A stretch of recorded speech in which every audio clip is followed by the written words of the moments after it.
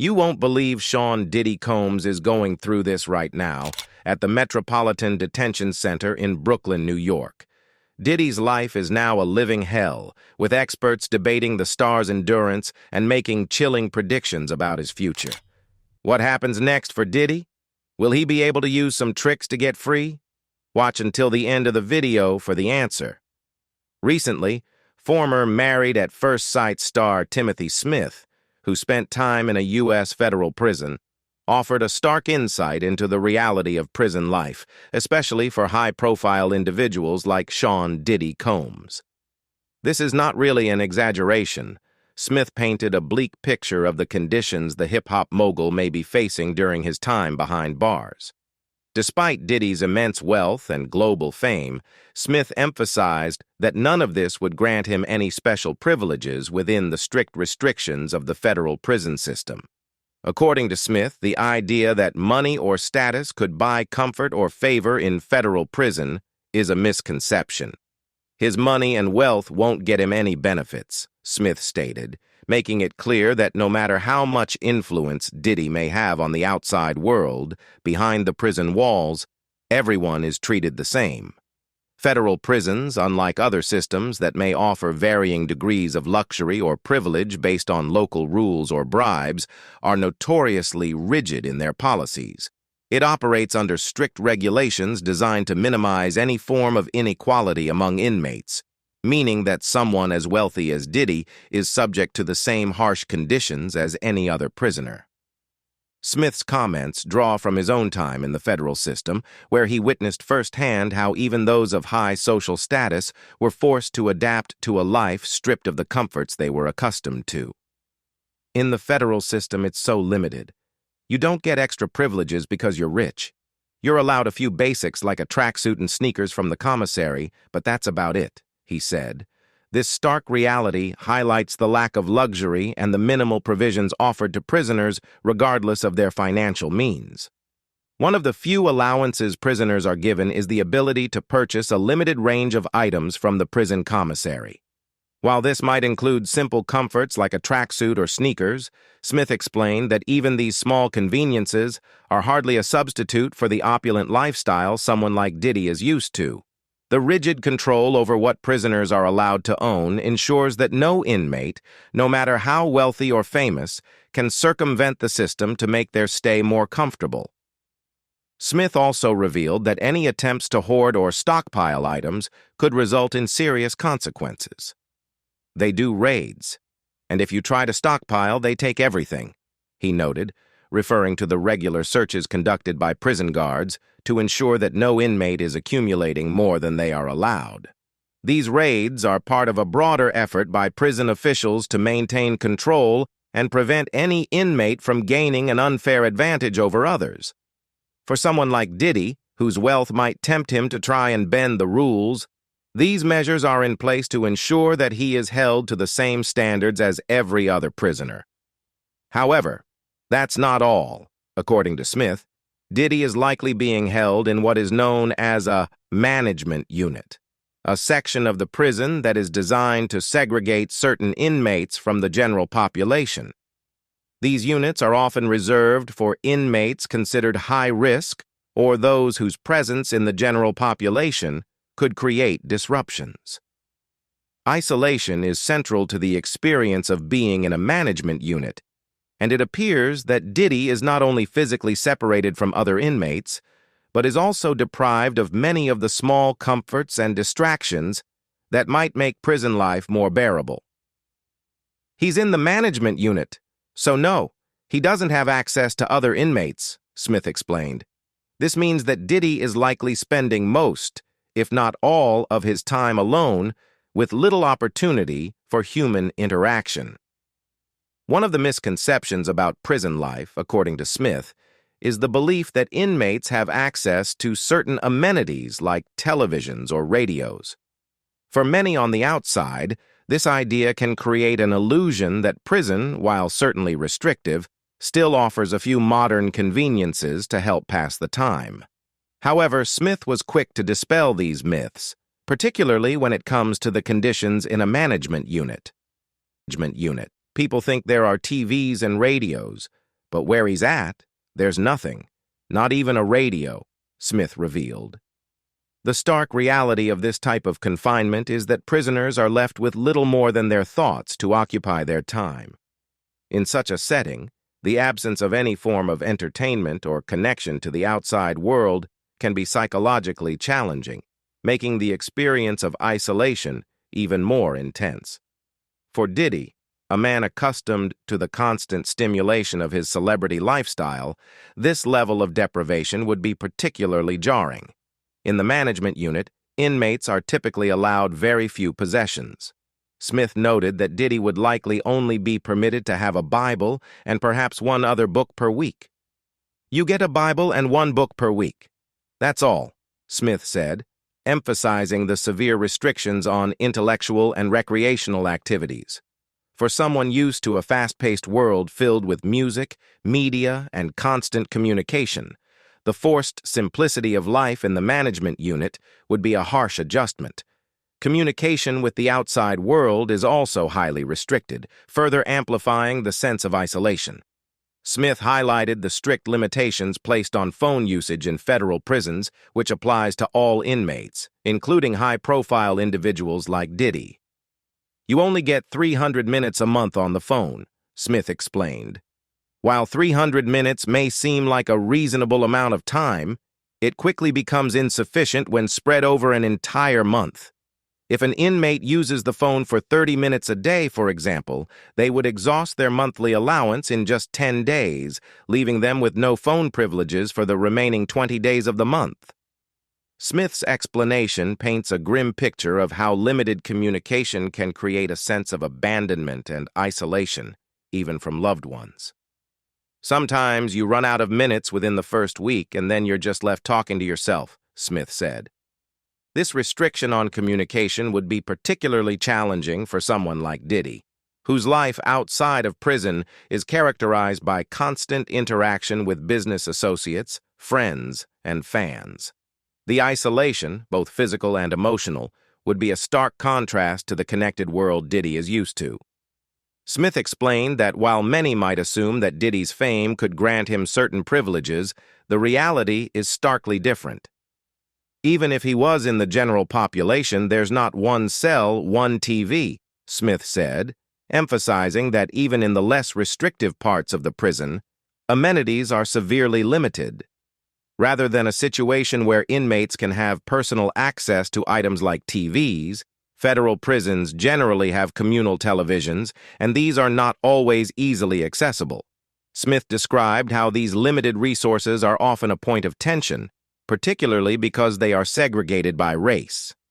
"There'll be 100 people in that pod, and there are generally only a few TVs segregated by race," he revealed, hinting at the complicated social dynamics that exist within the prison population. These communal TVs, limited in number and shared among many inmates, are usually controlled by dominant groups within the prison. In this environment, Smith explained, Diddy's wealth and fame would do little to secure him any preferential access to these resources. Unlike in the outside world, where influence and financial power can open doors and ease life's difficulties, the federal prison system is a stark equalizer. "His wealth won't help him in here, nothing at all," Smith said. Diddy's position as a multimillionaire would offer him no special advantages within the rigid, rule-driven environment of federal prison. For someone like Diddy, who has lived a life of luxury and enjoyed endless personal freedoms, the transition to such a harsh and regimented environment would be nothing short of jarring. Prison life is defined by limitations and the stripping away of personal autonomy, regardless of one's status in society. Smith pointed out that Diddy wouldn't have the comfort of regular entertainment, let alone personal access to amenities such as a television, leaving him with very few distractions. "He's not watching TV," Smith remarked, reinforcing the stark reality of what life will look like for the hip-hop mogul while he is incarcerated. As Smith elaborated, the physical discomforts of prison are only one part of the equation. The broader experience of confinement, isolation, and strict regulation over every aspect of life, whether it be movement, communication, or access to resources would be profoundly difficult for someone used to freedom and excess. Federal prison, unlike some state-run facilities that may offer varying levels of privilege, operates on a strict, no-nonsense basis. This leaves little room for anyone, no matter how wealthy, to negotiate for improved conditions. One of the most difficult aspects of Diddy's future, according to Smith, is the grim reality of how inmates are transported between facilities. When high-profile prisoners are moved, it's not on private jets or in first-class cabins. Instead, prisoners are typically transported via a service notoriously dubbed Con Air, a special prisoner transport flight run by the U.S. Marshals Service. Smith pointed out that even Diddy, with his private jets and luxury travel history, won't escape this experience. The next time he's on a plane, it'll be with 200 prisoners on Con Air, Smith said, underscoring just how drastically different life will be for the music mogul while he's in the federal system. The cramped, uncomfortable conditions on these flights are a far cry from the opulence of the world Diddy is used to. The outlook for Diddy's future appears bleak, as Smith emphasized that navigating the federal prison system is no easy feat. He's not getting out of this one easily, Smith warned. For high-profile inmates like Diddy, the public attention surrounding their case often results in even stricter scrutiny from prison authorities, ensuring that no one, regardless of wealth or fame, can bend the rules or secure early release through influence. In fact, high-profile prisoners can sometimes face even harsher treatment to prevent the appearance of favoritism. In addition, Smith spoke candidly about the harsh realities of dealing with federal charges. Once the feds have indicted you, they've made their case, Smith explained. Federal prosecutors rarely bring cases to court unless they are confident they can secure a conviction. The U.S. federal justice system has an extremely high conviction rate, particularly in cases where an indictment has been handed down. As a result, defendants like Diddy, no matter how high-profile or well-represented, are at a distinct disadvantage. Smith emphasized that federal cases are different from state-level criminal cases, where plea deals or negotiations might offer a potential escape from harsh sentencing. In the federal system, once an indictment has been issued, the prosecution has likely gathered substantial evidence to support their charges. The best advice I could give him? Accept where you are. There's no negotiating your way out of federal charges, Smith advised. In his view, fighting federal charges is rarely a winning strategy, and defendants who refuse to acknowledge the weight of the evidence against them often end up with worse outcomes than they would have faced if they had taken a plea deal. Smith recounted his own experiences, as well as those of others he had seen during his time in the federal system. If you think you're going to beat them, they will break you down, Smith warned. The aggressive tactics employed by federal prosecutors and the power imbalance between the government and the accused often leave defendants feeling overwhelmed and defeated. While a high-profile individual like Diddy may have access to a top-tier legal team, the federal government has virtually unlimited resources at its disposal. In this context, even the wealthiest defendants face an uphill battle. Smith shared a personal story from his time in prison, recalling how 3 inmates he knew opted to take their cases to trial, believing they could win. In my experience, 3 guys took their cases to trial thinking they could win, and they ended up with sentences far worse than they would have received if they had accepted a plea deal, he said. This illustrates the significant risk involved in rejecting a plea bargain. While a plea deal might result in a lesser sentence, going to trial can often lead to much harsher penalties if the defendant is found guilty. In federal court, where the government typically has a solid case by the time of indictment, the odds are stacked against the defendant. It wasn't just Smith who gave a hellish view of Diddy's life in prison. Many other sources also gave detailed updates on the famous star's condition. A source said that in prison, every aspect of daily life is structured and dictated by the institution's rules. For Diddy, This means his once free-flowing, chaotic lifestyle, where he set his own agenda, is replaced by a rigid schedule that must be followed without exception.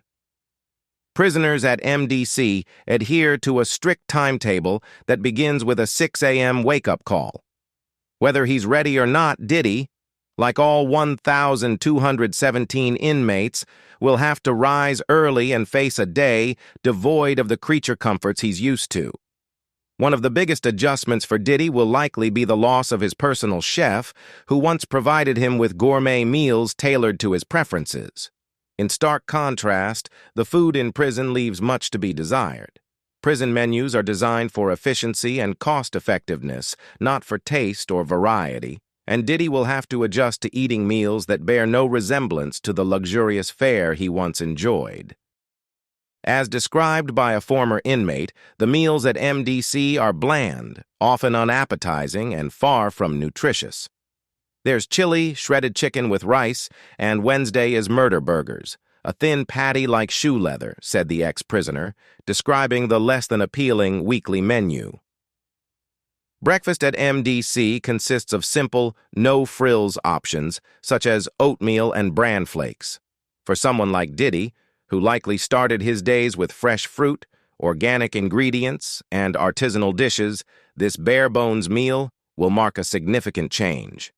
Similarly, lunch is often a chicken patty sandwich, a far cry from the gourmet salads and expertly prepared entrees he was once accustomed to. Dinner offers little improvement, with items like Salisbury steak making a frequent appearance. These meals are designed to provide basic sustenance, not culinary satisfaction, and the transition to such a basic diet will be challenging for someone used to indulgence and variety. One of the few privileges that prisoners are eventually afforded after a certain period of time is the ability to purchase items from the commissary. The commissary offers a limited selection of goods, from snacks and hygiene products to basic clothing and other items. For Diddy, who is used to ordering gourmet meals at a moment's notice, this will be a profound shift in how he acquires even the most basic of amenities. According to attorney and Seton Hall University Law School professor Bill Baroni, who served 3 months in prison and now advocates for those within the prison system, everybody tries to go to the commissary and get extra food. Commissary shopping in prison allows inmates to purchase items like tuna packets, which cost around $3.45, as well as condiments, chocolate bars, and other small indulgences that break the monotony of prison meals. While these items might seem trivial to someone who lived a life of abundance, they can be considered treasures in prison, where food is often bland and unappetizing. However, Baroni points out that at the beginning of a prisoner's sentence, they do not have access to the commissary. It can take weeks or even longer for prisoners to earn the privilege of purchasing extra food and items from the commissary, making the initial period of incarceration especially challenging for inmates like Diddy, who are accustomed to convenience and luxury. Until he gains access to the commissary, Diddy will be left to rely solely on the standard prison meals, which are a far cry from the gourmet cuisine he once enjoyed. In addition to the limitations on food, Diddy's communication with the outside world will also be heavily restricted. While inmates at the Metropolitan Detention Center, MDC, are allowed 300 minutes of phone time per month, this equates to only 10 minutes per day on average. For someone like Diddy, who is used to managing a multi-million-dollar empire and being constantly connected to his business associates, friends, and family, this restriction will likely be a significant adjustment. In federal prison, once those 300 minutes are used up, there is no option for additional time, leaving inmates unable to make any more calls until the next month. At the beginning, you're not going to have access to that, said Baroni, emphasizing the limited nature of these privileges during the early stages of incarceration. Diddy will have to be strategic about how he uses his phone time, perhaps prioritizing calls to his legal team over personal connections. In addition to phone calls, Diddy will have some access to email, although this, too, is highly regulated and far from the kind of unfettered communication he is used to. Former MDC inmate Blair G. described the email system as being limited and heavily monitored. "Email is timed at like 5 cents a minute," Blair explained, adding that the system only allows for text-based messages. There are no attachments, and inmates cannot receive or send images. Every message is carefully scrutinized by prison authorities, and communication is slow and controlled. For Diddy, who likely relies on quick and dynamic exchanges in his personal and professional life, this lack of privacy and the slow pace of communication will be a major change. In addition to his uniforms, Diddy has reportedly been given 3 pairs of socks and used undergarments, according to former MDC inmate Blair G. The idea of wearing used undergarments is a far cry from the luxury Diddy once enjoyed, where he could replace clothing at will and indulge in the finest materials. Now, he will have to make do with whatever the prison provides, items that have likely been worn by other inmates before him, stripped of any personal comfort or individuality. The limited supply of clothing also means that Diddy will be responsible for washing and maintaining his own garments, following the strict laundry schedule enforced in prison. No longer will assistants be on hand to ensure that his wardrobe is pristine and up to date. Instead, he will have to rely on the shared facilities available to all inmates and will be subject to the same restrictions as everyone else, with limited access to laundry services. One of the most jarring aspects of Diddy's new life behind bars will likely be the invasive and frequent strip searches he will undergo. While celebrities often live in a bubble where their privacy is fiercely guarded, the rules are different in prison, and Diddy will not be exempt from the procedures that all inmates face. A former inmate who was incarcerated at the MDC in the early 2000s described the strip search as an unpleasant and humiliating experience.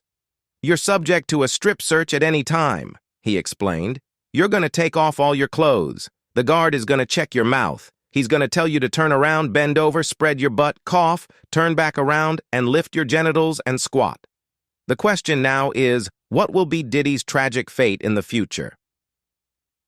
Justin Paperny, a prison consultant who frequently advises individuals facing the daunting prospect of incarceration, is particularly adept at preparing high-profile figures for the grim realities of prison life.